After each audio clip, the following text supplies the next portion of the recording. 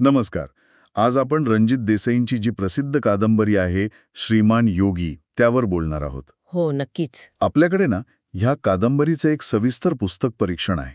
तर म्हटलं त्या आधारावर जरा चर्चा करूया, त्यातले महत्वाचे मुद्दे बघूया. छान कल्पना आहे. म्हणजे आपला उद्देश हा आहे की हे परीक्षण आपल्याला शिवाजी महाराजांकडे एका वेगळ्या अँगलने कसं पाहायला मदत करतं, बरोबर. त्यांचे कोणते पैलू उलगडतात आणि आजच्या काळात या कादंबरीचं काय महत्व आहे हे जरा समजून घेऊ.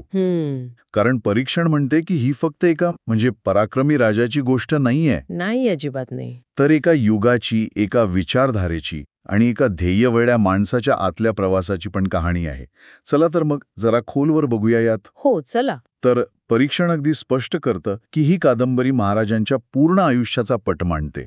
म्हणजे अगदी सुरुवातीपासून जिजाऊंनी केलेले संस्कार, हो, ते तर खूप महत्वाचं आहे. मग स्वराज्याची स्थापना, सुरुवातीचे टप्पे जसं ते तोरणा जिंकणं असेल किंवा मग जावळी जिंकणं असेल, ज्यामुळे आत्मविश्वास वाढला, विस्तार झाला. अगदी, आणि अफजल खान वधासारखं प्रसंग सुद्धा, तो फक्त थरारक नाहीये, नाही. तर त्यामागची जी रणनीती होती, तो संयम होता कमालीचा, ते दाखवलंय. बरोबर. शौर्यासोबतच बुद्धीचा वापर. हो, आणि मग पुढे आग्र्याहून सुटका असेल, राज्याभिषेक असेल, आणि विशेष म्हणजे जे उत्तरार्धातलं त्यांचं रूप आहे ते चिंतनशील. हो, ते चिंतनशील, जवळजवळ एका योगी पुरुषासारखं, त्यावर पण प्रकाश टाकलाय. अगदी. आणि मला वाटतं या कादंबरीचं खरं वैशिष्ट्य जे परीक्षणात पण अगदी बरोबर टिपलंय ते म्हणजे देसाईंची लेखनशैली आणि त्यांची भूमिका.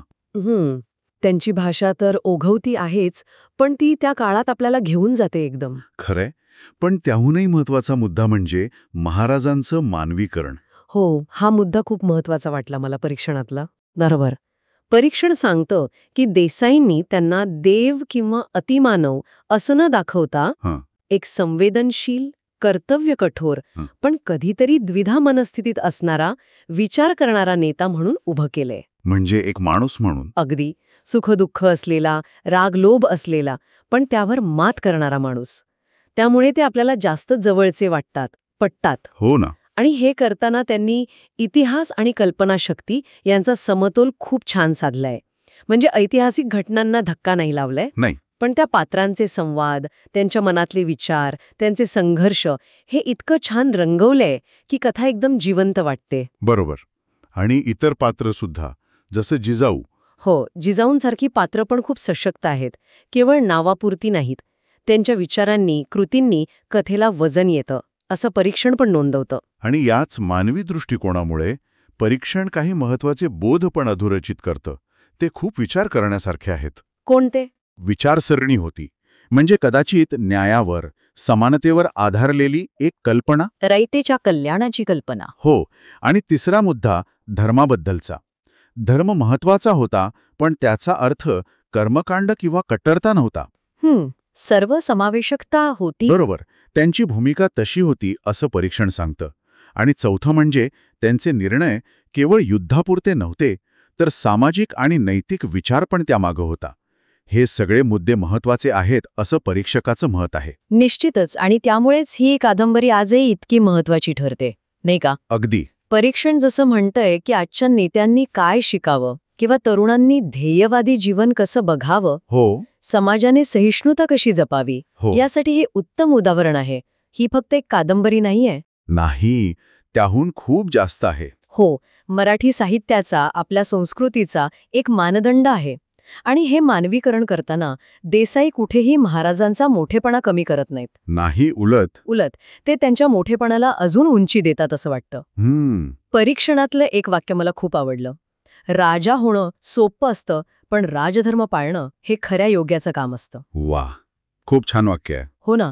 राजधर्म म्हणजे फक्त राज्य करणं नाही, तर ती नैतिकता, प्रजेप्रतीची जबाबदारी, ते पाळणं, हेच महाराजांचं योगी स्वरूप आहे. म्हणजे सत्तेत असूनही तिच्या पलीकडे पाहण्याची दृष्टी. अगदी. हे वाक्य सगळं सार सांगून जातं. बरोबर.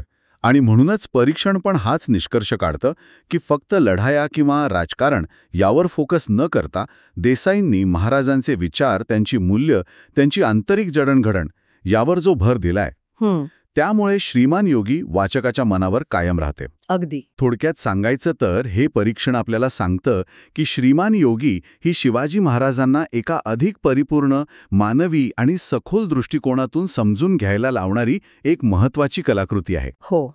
ही केवळ पराक्रमाची गाथा नाही, तर त्यांच्यातल्या योगी तत्वांचा शोध. आणि त्यांच्या मूल्यांवर आधारित राजकारणाचा वेध आहे. अगदी. या सगळ्या चर्चेनंतर एक विचार येतो मनात, काय? की जसं रणजित देसाईंनी इतिहासातल्या एका मोठ्या व्यक्तिमत्वाला असं मानवी आणि चिंतनशील भूमिकेतून पाहिलं, तसंच जर आपण इतर ऐतिहासिक नायकांकडे किंवा नेत्यांकडे पाहिलं, तर कदाचित आपलं नेतृत्व, वारसा याबद्दलचं आजचं जे आकलन आहे ते अधिक समृद्ध, अधिक संतुलित होऊ शकेल का? खूपच चांगला विचार आहे हा. नक्कीच विचार करण्यासारखा मुद्दा आहे. आजची ही चर्चा आपण इथेच थांबूया. हो.